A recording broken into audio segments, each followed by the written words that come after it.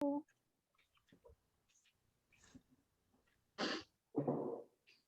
we say continue? And yes, if you're getting a weird little message from Zoom today, it's a new feature. Yes, please press continue if it asks you. Ready. Welcome and good morning. I'm Katie Cartman, the Director of Religious Education here at Emerson Unitarian Universalist Church in Houston, Texas. Our beloved community of faith, reason, and affection welcomes all to grow in mind and spirit as together we build a better world. If you're joining us for the first time this morning, we extend a special welcome and invite you to fill out our online visitor card so you can receive more information about Emerson and our activities. Again, welcome to all.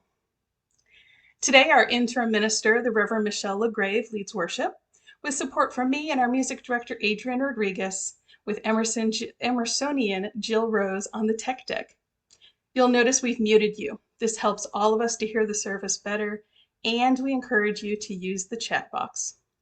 Following the worship service, we'll have coffee hour, a chance for you to gather in smaller groups to discuss the service and what's going on in your lives.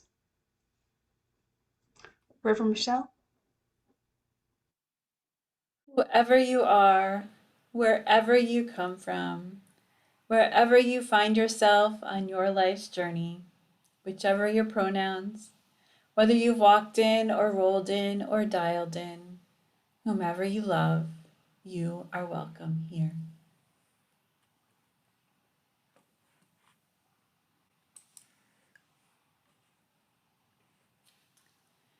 We gather as a house of stories.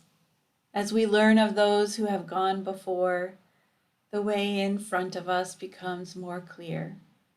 As we weave together the tales of who we are, our loneliness lessens and the web of our oneness is revealed. As we listen deeply in those times of tender trust, we descend into the longings and learnings, hopes and fears of the humanity we share. Beneath the wells from which we drink, there is a deeper well that feeds them all. Come, let us tell each other tales of our thirst. Let us drink from the stories that sustain us all. Good morning, everybody. Every Sunday, Unitarian Universalists across the country and around the world light a chalice as a symbol of our faith. If you have a chalice nearby or perhaps a candle, we encourage you to grab it now as I read this morning's chalice lighting. Within the heart of the flower, the fountain of beauty, within the heart of the community, a fire that warms and dances. Within the heart of each of us, a spark of the spirit of life. Holy, holy, holy.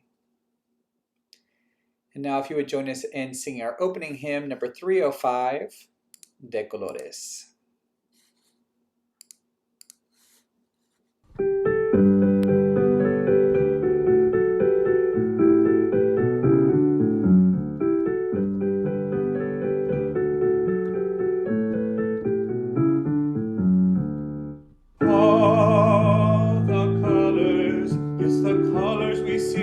Springtime with all of its flowers, all the colors. When the sunlight goes out through a rift in the cloud and it showers, all the colors.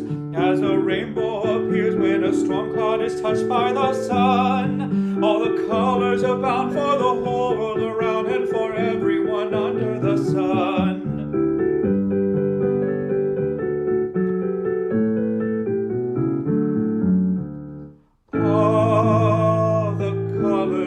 Yes, the colors of people parading on by with their banners.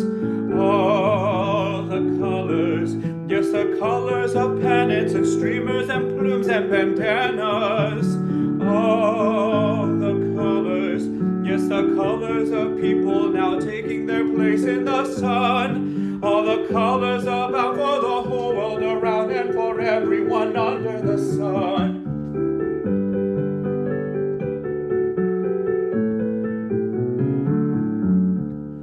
All the colors. colors. Yes, the black and the white and the red and the brown and the yellow. All the colors of people who smile and shake hands and say hello. All the colors, yes, the colors of people who know that their freedom is won. And the colors are bound for the whole world around and for everyone under the sun.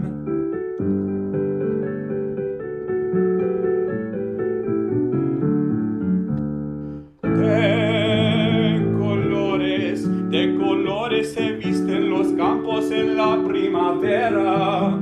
De colores son los pajaritos que vienen de afuera. De colores es el arco iris que vemos lucir.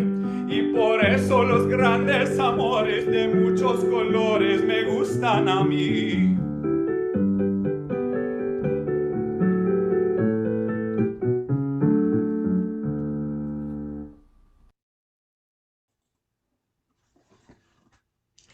It's Flower Communion Sunday, so a story about flowers. And probably not surprisingly for y'all, it's going to be a story from Wisconsin, and it's about my mom. So, my parents live in a subdivision that used to be a dairy farm. 30 years ago, my mom got permission to dig up some of the ditch lilies from the original farmstead and use them to start a perennial garden. Yes, my petite mom pushing her wheelbarrow and a shovel along the county highway, digging happily, then rolling the heavy lot back home again. Over the years, we've taken wedding pictures and baby pictures amongst the flowers, let the kids and puppies play hide and seek in the lush abundance of orange and green. And every few seasons, the lilies need to be dug up and divided. Mom puts out the call. Whoever wants some, come over with a shovel in a box or a laundry basket. At this point, my siblings, cousins, aunts and uncles, neighbors, and family friends have all taken some. And in this age of social media, she puts out the call on Facebook, and her daughters spread the message. Of course, then we have to explain to her just who the person coming by the house might be. And honestly, it's been long enough that sometimes it's hard to remember. Mom, I think I was in choir with her 30 years ago, but I assure you, she seems to be a really nice person. Anyway, it turns out that this is how these daylilies have long been shared. They're sometimes referred to as friendship flowers.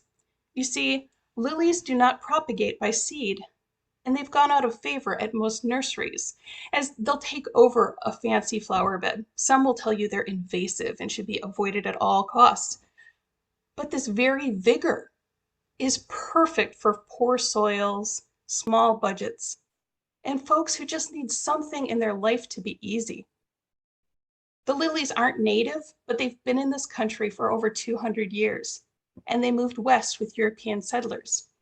They say you can find the foundations of old homesteads when you find that shock of lilies, accompanied perhaps by a lilac or a peony. Simple ways a farm wife could have a little color, a little beauty in her hardscrabble life. And yes, this means she could have cut flowers for her table or her church, and something to dig up to share with a new neighbor, to send off with her children as they made their own homes. May we all share beauty and abundance in our world.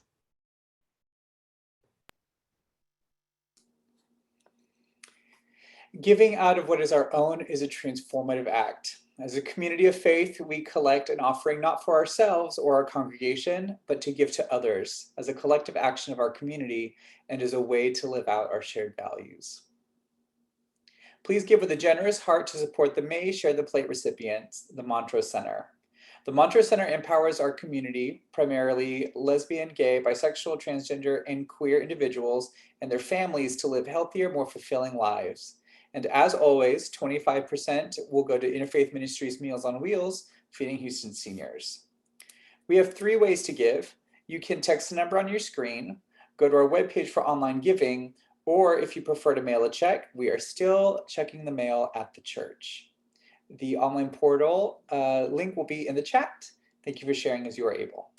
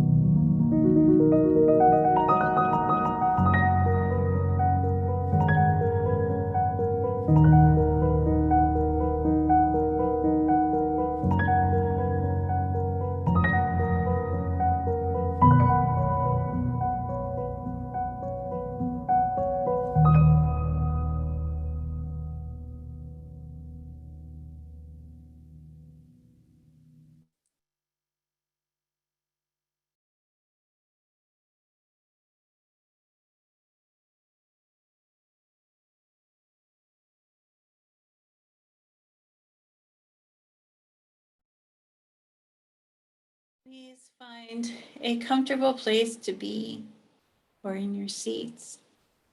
And place your feet flat on the floor if you can, so that you might feel grounded, more connected to the earth, which nourishes and sustains us all. Close your eyes if you feel comfortable doing so, and take a deep breath in. As together, we enter into a time of meditation, followed by silence. Early in the morning, before the children are awake and while the grass is still dewy, I like to walk in my garden. It's, quote, my garden, only because it shares the same small plot of land my family and I inhabit. The garden does not really belong to me. I belong to it, at least for the short time I'm here. Today, I'm still in my slippers and have my first cup of coffee in hand. Much of what grows had been planted 2 or 3 homeowners ago. Some I've planted since our arrival, but if they belong to anyone or anything, the plants and flowering trees I come to see and smell, dogwood, magnolia, and crabapple, belong to the sun and rain and soil. These living things are a beauty not of my making, though surely made of my desire. At the moment, the rose bushes are in full burst of red and perfume. The hydrangeas are sure to open their moppy heads as soon as the sun falls upon them. The weedy-looking globe thistles are turning lovely blue and spiky. The foxglove, however, rules the garden. Its central stalk is 5 feet high and heavy with pink, scoop-shaped blossoms with charming freckles inside. I am awed by the abundance. I'd intended to walk the garden simply to observe and wonder. But there's a weed that must be pulled, a stray stem that needs to be pruned, a blossom drooping and fading that should be snipped. So I set down my coffee cup on the back porch, grab a small pail, and go to work. I end up with muddy hands, wet slippers, and a pail full of weeds and trimmings. Why can't I simply observe and wonder?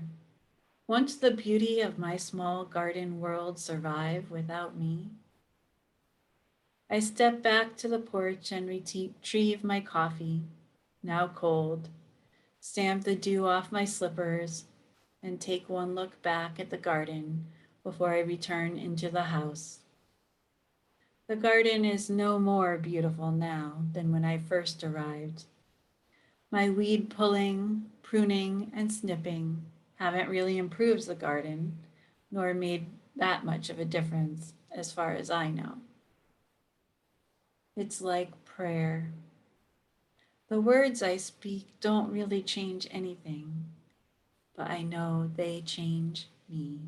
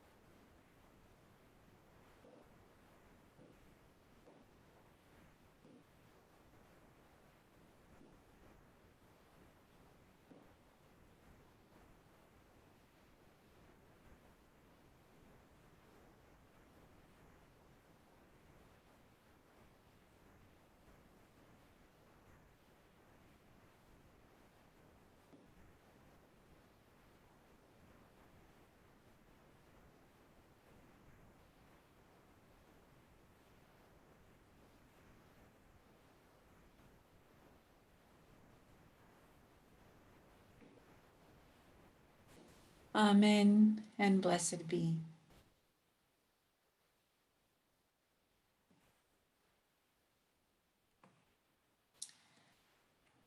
This next reading comes from the Reverend Dr. Elizabeth Strong. It's called Travelers Upon the Earth.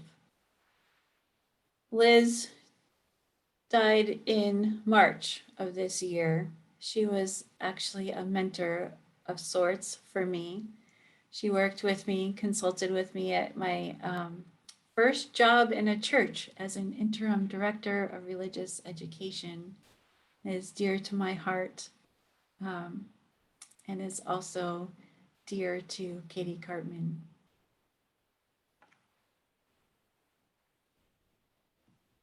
Enter into the communion of flowers with joyful hearts. Enter with reverent thoughts. It has taken long months beneath cold ground for these flowers to prepare their blooming. It has taken each of us long times of growth through sorrow and joy to prepare for our living now. The blooming season is short. The flowers stay only a brief time. We are travelers upon the earth, travelers through all too brief lifetimes. Therefore, let our moments be bountiful. Let us rejoice in our unique colors, aromas, and sounds. Let us celebrate together in love, that as we travel away, we take with us the memory of golden hours together among the flowers. If we were together in person, we would have all arrived at church this morning bearing flowers, probably more than one, so that there would be plenty for people who had forgotten to bring their flowers or who are visiting us for the first time and didn't know about our practice of flower communion, and come into the church and place them all in the common bowl, and then left with a flower different from the one we had brought as we went home, bringing a little piece of church, a little piece of each other with us. Since we are online, flower communion looks a little different, but we will still have flower communion. It'll just take a little bit of imagination. So many were asked to send in flowers of their own gardens or flowers with the pictures of themselves, and have a little bit of a video parade of flowers, and you can imagine taking some home with you today.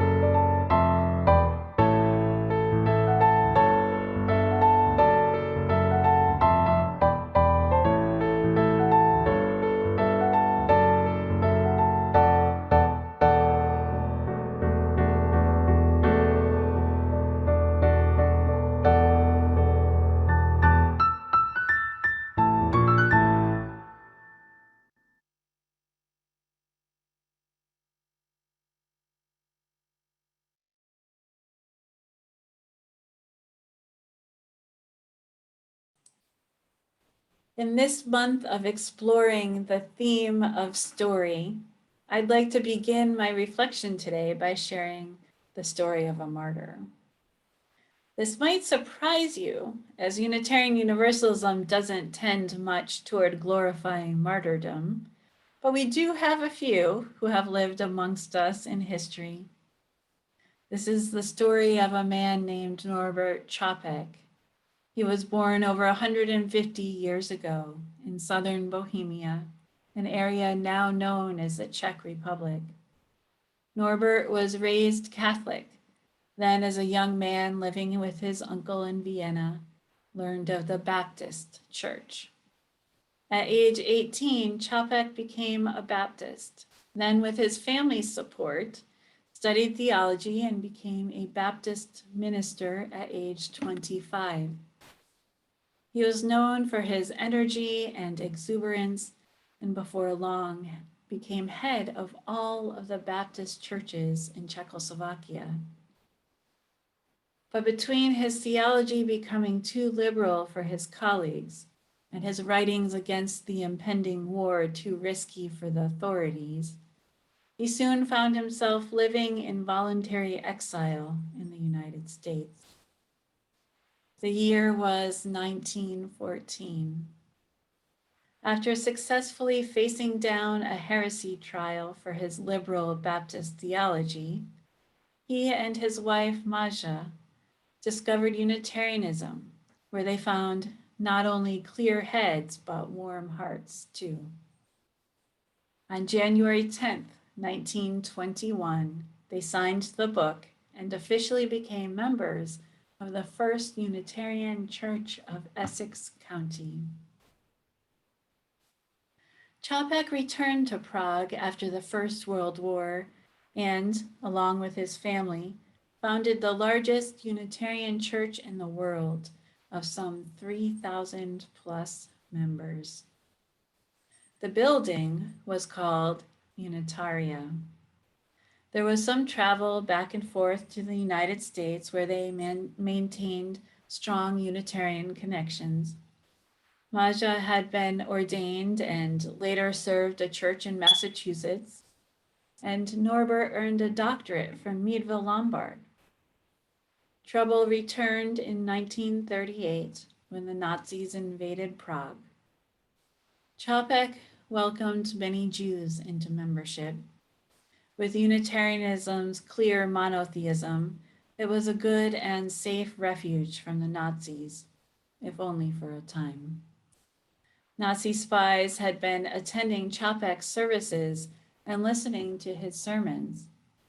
He was arrested and his papers seized, initially released, and then quickly re-arrested again. The charges were treason and listening to a foreign radio broadcast. It was Čapek's preaching of the inherent worth and dignity of every human that deemed him too dangerous to the Reich to be allowed to live.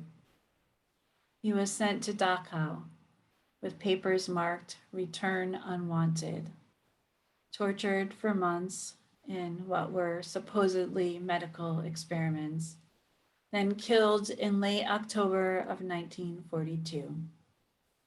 Just before his death, Čapek prayed these words: "It is worthwhile to live and fight courageously for sacred ideals." The first flower ceremony, as it was then called, happened on June 4th, 1923. The Reverend Norbert Čapek, who recognized the importance of symbolic rituals even to a congregation largely fleeing from more orthodox forms of religion, created it as a way to bring a greater sense of spirituality into what had become rather simple services. Each member of the congregation was invited to bring a single flower, a flower that would represent their individual uniqueness and beauty to the service. The flowers were then placed in a common bowl, representing the church body as a whole. Each person placed their own flower, symbolizing that it was of their own free will that they chose to join in community with the others. At the end of the service, each person was invited to bring home a different flower than the one they brought, representing both their acceptance of one another as well as the gifts they received from being in community together.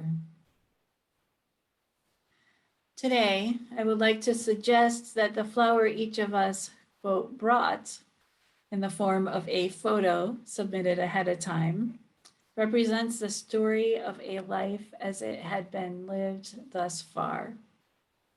Our individual stories mingle together in the common bowl or video, and when gathered all together, shape the story of this congregation.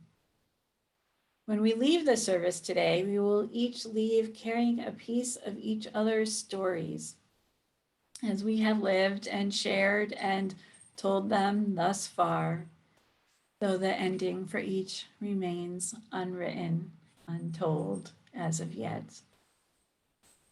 Telling those final stories, the stories of a life complete, is what we do at our memorial services, the celebration of life. It is our final duty to each other. And so the floor is open to all, and all who wish to do so are invited to speak, to share a story, to laugh, to cry. It is in bringing all of our stories together, all of our experiences together of a life faithfully lived, faithfully shared, that the one story begins to take its final shape. But long before then, it is so often with flowers that we tell the stories of our lives, that we celebrate our lives. We dedicate our children with a flower. We welcome in new members with flowers. We get married with flowers. We celebrate love with flowers. I'd like to share an excerpt from a poem about the life paths we each find ourselves on. It was written by Lynn Unger. Our job, we say, is to remain faithful to the path before us, which is an assumption as common as it is absurd. Really? Look ahead. What do you see? If there is a path marked out in front of you, it was almost certainly laid down for someone else. The path only unfolds behind us, our steps, our tracks, themselves laying down the road. You could look back and see the signposts, the ones you followed and the ones you missed, but there are no markers for what lies ahead. You can tell the story of how you forded the stream or got lost on the shortcut that wasn't, how you trekked your way to courage or a heart. But all of that comes after the fact. There is no road ahead. There is only the walking, the going forth, the tales we weave of our adventures, and the songs we sing to call our companions on. Norbert Čapek. Norbert Čapek, at one point in his life, looking back at his time in Vienna, said this: "There were two possibilities open before me, for I met two young men.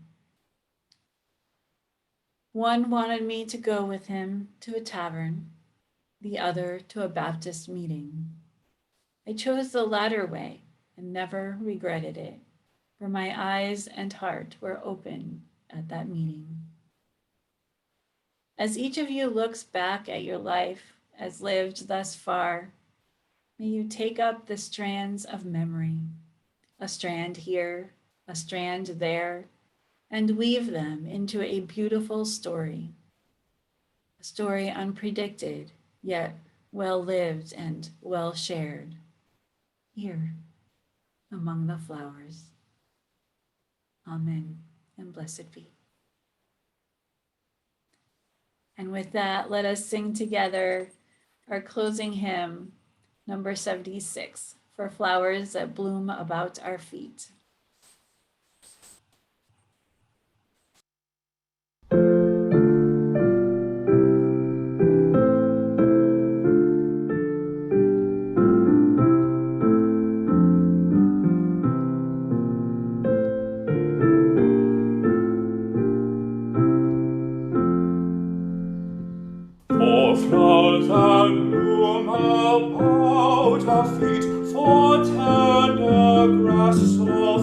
fresh and sweet, for song of bird and hum of bee, for all things fair we hear or see. Giver of all, we thank thee. For blue of stream and blue of sky, for pleasant shade of branches high, for fragrant air and cooling breeze, for beauty of the blooming trees. Giver of all, we thank thee. For this new morning with its light, for rest and shelter of the night, for health and food, for love and friends, for everything thy goodness sends. Giver of all, we thank thee.